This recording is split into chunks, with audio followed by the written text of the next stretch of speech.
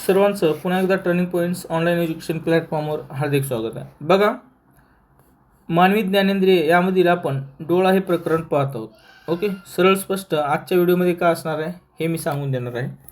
एकतर यामध्ये दृष्टिदोष, डोळ्याच्या दृष्टिदोष संदर्भात असणार आहे आणि म्हणजे हे जे काय असणारे मुद्दे यावरून जर तुम्हाला बघायची गरज असेल तर तुम्ही बघू शकता, नसेल गरज तर तुमचा अभ्यास करू शकता. त्याच्यामुळे तुमचा वेळ जो आहे तो वाचेल आणि तुमचा वेळ आमच्यासाठी महत्त्वपूर्ण आहे. याच्यामध्ये निकट दृष्टिता, दूरदृष्टिता, हायपरमेट्रोपिया म्हणतात त्याला, आणि वृद्ध दृष्टिता या तीनाबद्दल घेणार आहोत. जर वाटलंच तर याच्यामध्ये नेत्ररोगबद्दल घेऊ, म्हणजे अंबिदुखता हे ते, नाहीतर ह्याचा सेपरेट व्हिडिओ आपला होणार आहे. हे व्हिडिओ बनवत असताना काही प्रमाणात टर्निंग पॉईंट्स ॲपचा देखील उल्लेख होईल, ह्याची सर्वांनी नोंद घ्यावी. एक मार्केटिंगचा भाग असेल किंवा जनरली माझा बोलतानाच ते फ्रिक्वेंटली यायला लागले, त्याच्यामुळं ते येऊ शकतं उल्लेख, तेवढा एक ॲडजस्ट करून घ्यावे. ओके, दृष्टिदोष आणि उपाय. आता हा 4-5व्या क्रमांकाचा व्हिडिओ आहे आपला. सर्वप्रथम लक्षात घ्या, आजार म्हणजे डोळ्याचे जे दृष्टिदोष आहेत का होत असतं. समायोजन शक्ती ज्यावेळेस बिघडते त्यावेळी तुम्हाला दृष्टिदोष होतो, किंवा लहान मुलांना, आपल्याला 1 टप्पा वय झाल्यानंतर दृष्टिदोष होत असतो. तुम्हाला निकडबिंदू म्हणजे प्रस्तावना म्हणजे एक सांगतो, मागच्या वेळेस निकडबिंदू तुम्हाला माहीत आहे आपला 25 सेंटीमीटर आहे आणि दूरबिंदू फार पॉईंट जो आहे तो अनंत अंतरावर आहे. अनंत अंतरावर आहे हे कशावरून? आपण बघा आकाशाकडे बघतो त्यावेळेस आपल्याकडे कुठल्याही प्रकारचं म्हणजे कितीही लांबचं काही पण दिसतं ना, त्यामुळं फार पॉईंट जो आहे म्हणजे दूरबिंदू जो आहे तो अनंत अंतरावर आहे. परंतु एखादी वस्तू जवळून बघायची, स्पष्ट बघायचं असेल तर त्यासाठी जवळचा बिंदू, निकटतम बिंदू हा 25 सेंटीमीटर आहे. List distance of distance vision इंग्रजीमध्ये असं म्हटलं जातं त्याला, तर ते 25 सेंटीमीटर आहे. ह्यावर पॉईंट आहे आणि यावर म्हणजे प्रश्न विचारलेला आहे. समजलं असेल अशी अपेक्षा करून दृष्टिदोष यावर आपण चर्चा करूया. डोळ्यातील समायोजन शक्ती कमी झाल्यामुळे वस्तू सुस्पष्ट दिसत नाहीत. त्यानंतर पुढचा पॉईंट आहे, डोळ्यातील अपवर्तन दोषामुळे दृष्टी अंधुक व अस्पष्ट होते. दृष्टिपटल व नेत्रभिंग यामधील अंतर कायम असते, पण नेत्रभिंगाचे नाभीय अंतर बदलण्याची क्षमता मानवी डोळ्यास असते. आता तुम्हाला मी सांगितलं की एखादी वस्तू म्हणजे आपलं नेत्रभिंग कशा प्रकारे स्वतःला ॲडजस्ट करून घेतं आणि त्या तो जो भाग आहे तो स्पष्टपणे आपल्या मेंदूवर इमेज क्रिएट करायचं काम कसं करतं हे मागच्या व्हिडिओमध्ये आपण पाहिलं. ओके, हे सगळं काय नेत्रभिंग कमी तर होत असतं, आकुंचित आणि प्रसरण पावणं, ह्या बऱ्याच गोष्टी जे आहेत ते नेत्रभिंग करत असतं. दूरच्या वस्तूसाठी आणि जवळच्या वस्तूसाठी नेमकं डोळा काय ॲक्शन करतं हे पण सांगितलेलं आहे. हा आता एक दूरची वस्तू आहे. दूरची वस्तू तुम्हाला बघायचं झालं, आपण ज्यावेळेस बघतो त्यावेळेस आपलं जे भिंग आहे, डोळ्याचं भिंग आहे ते चपट होतं. हे चित्रामध्ये दिसतंय, चपट होतं. परंतु एखादी जवळची वस्तू बघायची त्यावेळेस काय होत असतं, भिंगाचं जे भिंग जे आहे ते फुगीर होतं. काय होत असतं? फुगीर होत असतं. समजलं? आणि आता त्यानंतर काय होतं, दूरची वस्तू पाहण्यासाठी भिंगाचं जे नाभी अंतर आहे ते वाढत असतं. आता अनंत अंतरावर आहे, लांब आहे म्हणून वाढलं म्हणून समजा ट्रिकमध्ये, आणि जवळची वस्तू आहे म्हणून नाभी अंतर जवळ आहे म्हणून कमी होतं. ही गोष्ट तुम्ही ध्यानात ठेवा म्हणजे बऱ्याच गोष्टी तुम्हाला इथून क्लिअर होतील. आता असं नाही की ह्याच्यावर प्रश्न नाही, हे चारही मुद्दे जे सांगितले त्यावर प्रश्न आलेला आहे. मानवी डोळा याच्यामध्ये सर्वाधिक जास्त कोणत्या भागावर प्रश्न आलेला असेल तर निकट दृष्टिता, त्यानंतर दूरदृष्टींना, ह्या 2 पॉईंटवर आलेले आहेत. आता तुम्ही ज्यावेळेस PYQ टर्निंग पॉईंट्स ॲपवर सोडवता त्यावेळेस त्याबद्दल तुमच्या डाऊट क्लिअरच होईल. हे काय मी काही माझ्या मनानं सांगत नाही, काय नाही, थोडंफार अजून मला मेहनत करायची आहे, कारण मला कशा प्रकारे PYQ आल्यात त्याला एक हे करून द्यायचं तुम्हाला, म्हणजे प्रूफ म्हणून दाखवून द्यायचं आहे. परंतु एक बघा, आता पुढे पाहूया अंतराचे गणित. या पीपीटीमध्ये आपण बघणार आहोत साधारणपणे 25 सेंटीमीटरपासून अनंत अंतरापर्यंत कोठेही ठेवलेल्या वस्तूची स्पष्ट प्रतिमा नाभीय अंतर बदलून दृष्टीपटलावर तयार करत असते. ओके, आता अनंत अंतरावर सूर्य वगैरे इथे मी दाखवलेलं आहे. हां, हे बघा, तुम्हाला एकच सांगतो मी, तुम्ही कोणाचेही लेक्चर बघा, समजून घ्यायचं आहे आणि प्रत्येक पॉईंट समजून घ्यायचे. प्रत्येक पॉईंट समजून घेतल्यावर तुम्हाला पुढचे प्रकरण जे आहे ते सोपं जातात आणि कोणत्या पॉईंटला विशेष फोकस करायचे ते देखील तुम्हाला PYQ सोडवल्यामुळं लक्षात येत असतील. अभ्यास प्लस PYQ हे गोष्टी नेहमी करत राहा. निर्दोष डोळ्याची प्रतिमा दृष्टीपटलावर तयार होते. तर आता ही प्रश्न यावर आलेला आहे. दृष्टीपटलावर म्हणजे जी स्पष्ट आहे ती कुठं पडते? दृष्टीपटलावर. आणि निकटतम बिंदू 25 सेंटीमीटर आणि फार पॉईंट अनंत अंतरावर, हे 2 पॉईंट लक्षात ठेवायचे. नेत्रगोलाचे महत्त्व. ओके, डोळा आहे आणि एकदम क्लिअर जर वस्तू दिसली, तुम्हाला आपल्याला डोळ्याचा प्रॉब्लेम नाही असं जर माहिती करायचं असेल तर दृष्टीपटलावर सरळ जी आहे ती इमेज जी आहे तयार होत असते. नेत्रभिंग व दृष्टीपटलामधील अंतर नेत्रगोलाच्या आकारावर अवलंबून असतो. नेत्रभिंग व दृष्टीपटलामधील अंतर हे नेत्रगोलाच्या आकारावर अवलंबून असते. कोणा व्यक्तीचा नेत्रगोल दीर्घित झाला किंवा चपटा झाला तर ती व्यक्ती कोणतीही वस्तू नीट बघू शकणार नाही. डोळ्यातील अपवर्तन दोषामुळे दृष्टी अंधुक व अस्पष्ट होते. डोळ्यातील अपवर्तन दोषामुळे दृष्टी अंधुक व अस्पष्ट होत असते. तुम्हाला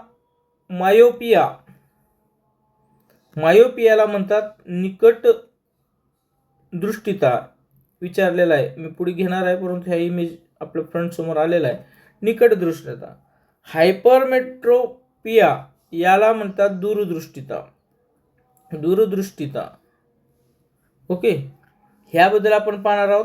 त्यावेळेस तुम्हाला इंग्रजी नावं आणि त्याचा अर्थ जे आहे ते तुम्हाला समजून घ्यायचं आहे. नेत्रगोलाचं महत्त्व पाहिलं. दृष्टीदोषांचे प्रकार हे 3 प्रकार आहेत. नेत्ररोग वेगळे आणि दृष्टीदोष वेगळे. जर समजा याबद्दल काही शंका असतील, माझं चुकलं असेल तर कमेंट बॉक्समध्ये तर तुम्ही बोलणारच, काही डाऊटच नाही. परंतु मला माझी चूक दाखवून देण्यासाठी हा माझा संपर्क क्रमांक आहे, यावर तुम्ही मला संपर्क करू शकता किंवा तुमचं इतर काही शंका असेल तर 8999561313 मला मेसेज करू शकता. अभ्यासाबद्दल काही अडचण नाही, व्हॉट्सअप करू शकता कॉलच्या ऐवजी. आता निकट दृष्टिता सरळ सांगतो. निकट दृष्टीला काय म्हटलं जातं हे इंग्रजीमध्ये लक्षात ठेवायचं आहे. मायोपियाला कोणत्या आजाराने ओळखलं जातं असा देखील प्रश्न आलेला आहे किंवा निकट दृष्टीला कोणती संज्ञा वापरली जाते असा प्रश्न विचारलेला आहे. तर मायोपिया इंग्रजीमध्ये नियर साइटेडनेस, दूरदृष्टिता हायपरमेट्रोपिया, त्यालाच लॉंग साइटेडनेस म्हणतात, आणि वृद्ध दृष्टिता प्रेसबायोपिया याला देखील म्हणतात. ज्यावेळेस मी अभ्यास करत होतो नवीन असताना मला काही लगेच लक्षात राहिलं नव्हतं. त्यामुळे जे नवीन विद्यार्थी असतील, जुने विद्यार्थी असतील त्यांना सिली मिस्टेक व्हायचा चान्सेस या ठिकाणी आहेत. जसं माझा स्वतःचा अनुभव आहे म्हणून मी ते सांगतो आहे. निकट दृष्टिता. ओके, निकट दृष्टिता होण्याची 2 कारणं आहेत. ओके, एक तर नेत्रगोल जो आहे, पुढे येईल परंतु आता ते आले माझ्यासमोर ते सांग. नेत्रगोल काय होत असतं, लांबट होण्यामुळं काय होत असतं, नेत्रगोल आणि काय म्हणतात निकट दृष्टिता होत असतं. आणि डोळ्यामधील पारपटल आणि नेत्रभिंग यांची वक्रता जी आहे वाढल्यामुळं, नेत्रगोल वक्रता वाढल्यामुळं काय होत असतं, भिंगाची अभिसारी शक्ती जास्त होते, त्यामुळे निकट दृष्टिता व्हायचे चान्सेस असतात. ठीक आहे, निकट दृष्टिता दोष असणाऱ्या व्यक्तींना कसे दिसते हे आपण सर्वप्रथम पाहूया. निकट म्हणजे काय होत असतं, एक कन्फ्युजन काय होत असतं ह्यावेळेस. निकट दृष्टिता म्हणजे आपल्याला वाटतं की बा आपल्याला जवळचं दिसणार नाही, परंतु असं नाही. निकट दृष्टिता याच्यामध्ये जवळच्याच वस्तू स्पष्ट दिसतात परंतु दूरच्या वस्तू स्पष्ट दिसत नाहीत, म्हणजे त्या अस्पष्ट दिसतात. निकट म्हणजे निकटचा दृष्टीदोष नाही, तर ते दूरच्या वस्तू दिसत नाहीत म्हणून त्याला निकटदृष्टिता असं म्हणतात. निकटदृष्टिता, निकट म्हणजे जवळ, आणि जवळच्या वस्तू स्पष्ट दिसतात. ओके, असाच चला कारणे देखील दिलेलं आहे बघा. निकटदृष्टिता होण्याचे कारणे 2. नेत्रगोल लांबट होण्यामुळे डोळ्याचे भिंग व डोळ्यातील दृष्टीपटल यांच्यामधील अंतर वाढते. डोळ्यातील पारपटल व नेत्रभिंग यांची वक्रता वाढल्यामुळे भिंगाची अभिसारी शक्ती जास्त होते.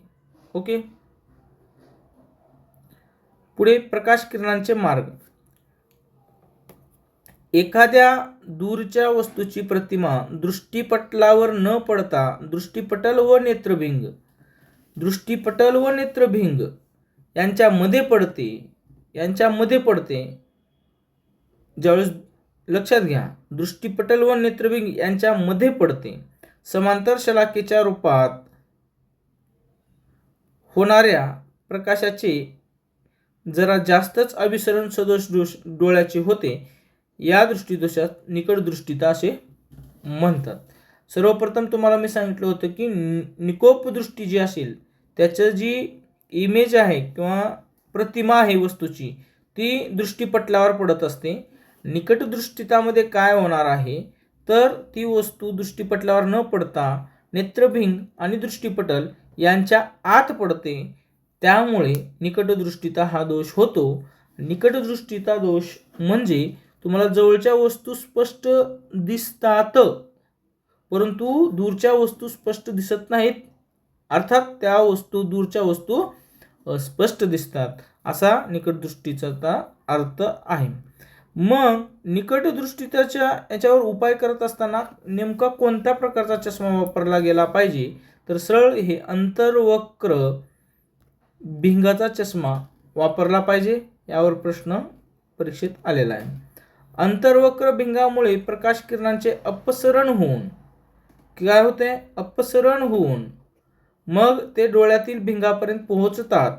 नंतर डोळ्यांच्या भिंगामुळे अभिसरण होऊन प्रतिमा डोळ्यातील पडद्यावर काय होत असतं, जमा होत असतं. सर्वप्रथम किरणांचे अपसरण होऊन त्यानंतर अभिसरण होते आणि शेवटी ती जी वस्तूची प्रतिमा आहे ती दृष्टीपटलावर पडत असते.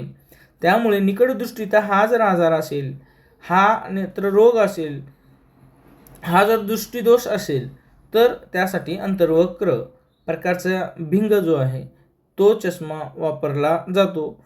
आणि अंतर्वक्र भिंग चष्मा वापर केव्हा केला जातो तर निकटदृष्टिता असल्यावर केला जातो. अशा प्रकारचा प्रश्न परीक्षेत आलेला आहे. थेरी शिकवण्यापेक्षा प्रश्न आलेला आहे हे सांगणं मला योग्य वाटतं, कारण आपल्याला मार्क घेण्याची मतलब आहे. अभ्यास तर आपण नोकरी लागल्यावरही एक्स्ट्रा करू शकतो. ओके, अंतर्गोल भिंगाचे नाभीय अंतर ऋण असते. ओके, हा पॉईंट लक्षात घ्या, फिजिक्सचा आहे. त्यामुळे निकटदृष्टिता दोषाच्या डोळ्यासाठी ऋण शक्तीचा चष्मा वापरला जातो.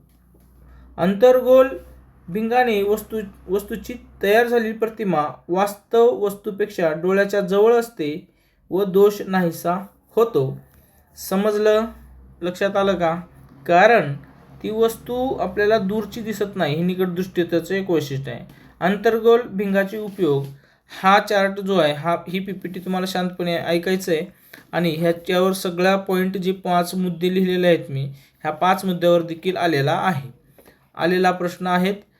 आणि कसं आलेला आहे ते पण सांगतो. अगोदर अंतर्गोल भिंगाचे उपयोग समजून घेऊया.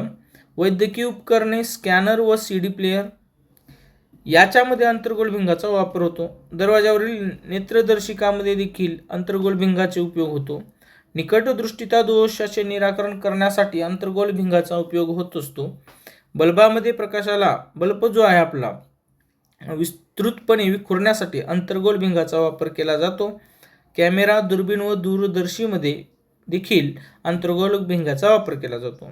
आता काय विचारलेलं आहे, वैद्यकीय उपकरणे वापर करत असताना कोणत्या प्रकारचा भिंगाचा कशाचा वापर केला जातो किंवा कोणत्या प्रकारच्या भिंगाचा वापर केला जातो असा प्रश्न आलेला आहे. तसंच स्कॅनर, नेत्रदर्शिकेमध्ये, बल्बामध्ये, कॅमेरा, दुर्बीण, दूरदर्शीमध्ये अशा प्रकारचे पॉईंट्स देऊन त्यामध्ये कोणत्या प्रकारचा भिंग वापरला जातो असा विचारलेला आहे. तर या सर्वांचं उत्तर एकच, म्हणजे अंतर्गोल भिंग.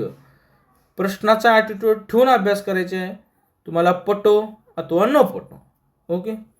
पुढे आहे दूरदृष्टीता असणाऱ्या व्यक्तींना कशा प्रकारे दिसते.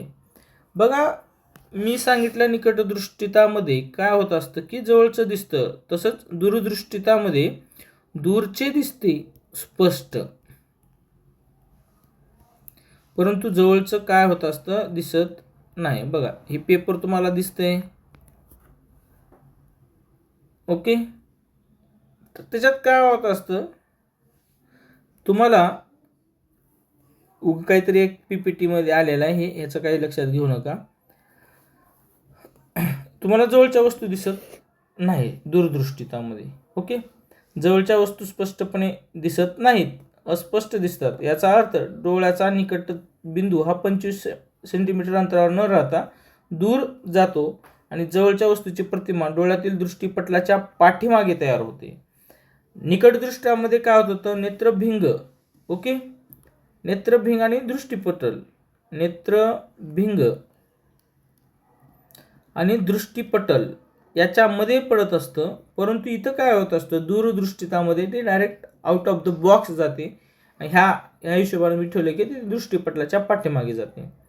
दूरच्या वस्तू स्पष्टपणे दिसतात म्हणजे लांबच्या वस्तू काय होते, स्पष्टपणे दिसतात. हे म्हणजे लांबच्या वस्तू प्रतिमा जी आहेत त्या दृष्टीपटलावर तयार होत असतात. समजत असेल अशी अपेक्षा करतो. कारणे बघूया. आता कारणे कशाचं आहे, दूरदृष्टिता होण्याचं कारण काय. ओके. नेत्रगोल उबट झाल्यामुळे किंवा डोळ्याचा कमी वक्र झाल्यामुळे डोळ्याचे भिंग व डोळ्यातील दृष्टीपटल यांच्यामधील अंतर कमी होते. नेत्रगोल कमी वक्र असल्यामुळे जवळच्या वस्तूची प्रतिमा दृष्टीपटलाच्या मागे पडत असते. त्यानंतर आहे नेत्रभिंग चपटे झाल्याने भिंगाची अभिसारी शक्ती ही कमी होत असते. ओके. नेत्रभिंग चपटे झाल्यामुळे आणि नेत्रगोल उबट झाल्यामुळे. नेत्रगोल दूरदृष्टीमध्ये नेत्रगोल जे आहे ते उबट होते. काय होत असते, उबट होत असते आणि नेत्रभिंग चपटे होत असते. आता तसंच मी सांगितलं होतं की निकटदृष्टितामध्ये नेत्रगोल हे कसं होत असतं. निकटदृष्टितामध्ये साईडला लिहितोय मी, काय होत असतं, लांबट हा शब्द. आणि परंतु इथं काय, पारपटल व नेत्रभिंग यांची वक्रता जी आहे ती वाढते. भिंगाची अभिसारी शक्ती काय होत असते, जास्त होत असते निकटदृष्टितामध्ये, आणि दूरदृष्टितामध्ये अभिसारी शक्ती कमी होत असते. ओके. असाच फरक आहे, एकमेकाच्या विरुद्ध आहेत, त्यामुळे काही विशेष नाही. बऱ्यापैकी समजलं असेल अशी अपेक्षा करतो. हे तुम्हाला इमेज दिसत असेल, हे बघा, ही वस्तू आहे ना, हे दूरदृष्टीमध्ये आहे, ती दृष्टीपटल हे इथं तुम्हाला दिसते, हे दृष्टीपटल मी गोल करतोय ते. आणि आपली आईज क्लिअर असेल, डोळ्याला काही प्रॉब्लेम नसेल तर इथं दिसणार इमेज ह्या मेणबत्तीची. परंतु आपल्याला दूरदृष्टीता झाली असेल तर कुठं दिसणार, ह्या ठिकाणी दृष्टीपटलाच्या बाहेर पाठीमागे.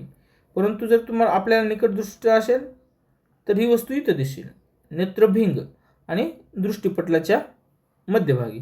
समजलं असेल अशी अपेक्षा करतोय. आता याच्यापेक्षा एवढं सोप्या भाषेत काय सांगू, एवढं PPT पण, एवढं चित्र पण दाखवतोय, पॉईंट पण करून दाखवतोय. ओके. दूरदृष्टिता लांबच्या वस्तूची प्रतिमा दृष्टीपटलावर तयार होते, परंतु जवळच्या वस्तूची प्रतिमा दृष्टीपटलाच्या मागे तयार होते, अशी व्याख्या थोडक्यात समजून घ्या. सदोष डोळ्याचे आपतन करणाऱ्या प्रकाशशलाकेचे पुरेसे अभिसरण होत नसल्यामुळे या दृष्टीदोषास काय म्हणतात, दूरदृष्टिता म्हटलं जातं. ओके. इमेज समजला असेल. उपाय काय, आणि जसं निकटदृष्टीसाठी तुम्ही अंतर्गोल वापरले तसंच ह्याच्यासाठी बहिर्गोल भिंग वापरलं जातं. एवढं साधं गणित आहे, एकमेकाच्या विरुद्ध राहणार आहे. दूरदृष्टिता दूर करण्यासाठी उपाय, बहिर्गोल भिंगाचा चष्मा वापरणे, इंग्लिशमध्ये कन्वेक्स, आणि अंतर्गोल भिंगाला कणकेव म्हणतात. ओके. बहिर्गोल भिंगामुळे प्रकाश किरणांचे अभिसरण होऊन मग ते डोळ्यातील भिंगापर्यंत पोहोचतात. नंतर डोळ्याच्या भिंगामुळे अभिसरण होऊन प्रतिमा डोळ्यातील पडद्यावर तयार होते. बहिर्गोल भिंगाचे नाभीय अंतर धन असते. ओके, परंतु अंतर्गोल भिंगाचे नाभीय अंतर हे ऋण असते. आता बहिर्गोल भिंगाचे नाभीय अंतर धन असल्यामुळे दूरदृष्टिता दोषाच्या डोळ्यासाठी धनशक्तीचा वापर करतात. Okay, negative point, positive point. बहिर्गोल भिंगाचे उपाय हे देखील एक्स्ट्रा पॉईंट मी मुद्दाम ॲड केलेला आहे, पण फिजिक्सच्या वेळेस तुम्ही भिंग वापराल त्यावेळेस हे ऑटोमॅटिक येणार आहे तुमच्या वाचण्यामध्ये. तर बघा, साधा सूक्ष्मदर्शकामध्ये बहिर्गोल वापरला जातो. बहिर्गोल भिंग घड्याळ दुरुस्त करण्यासाठी वापरला जातो. रत्नांची पारख करण्यासाठी व त्यातील दोष शोधण्यासाठी बहिर्गोल भिंगाचा वापर केला जातो. संयुक्त सूक्ष्मदर्शकात कंपाऊंड मायक्रोस्कोप बहिर्गोल भिंगाचा वापर केला जातो. दुर्बीण टेलिस्कोपमध्ये केला जातो बहिर्गोल भिंग. कॅमेरा, प्रोजेक्टर, वर्णपटदर्शक इत्यादी प्रकाशी उपकरणामध्ये वापर केला जातो.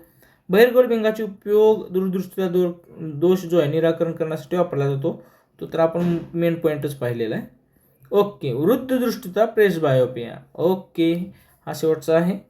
वाढत्या वयामुळे होणारा दोष साधारणपणा 40+ एज झाल्यानंतर हा आजार होत असतो. वाढत्या वयामुळे डोळ्याची समायोजन शक्ती सामान्यतः कमी होते. वयोमानानुसार नेत्रबिंग वाढते व समायोजित स्नायू दुर्बल बनतात. त्यामुळे समायोजन शक्ती कमी होते. यामुळे जवळच्या वस्तू स्पष्ट दिसत नाहीत. वृद्ध दृष्टीचा थोडक्यात निकटबिंदूच्या डोळ्यापासून मागे सरण्याला वृद्ध दृष्टीता म्हणतात.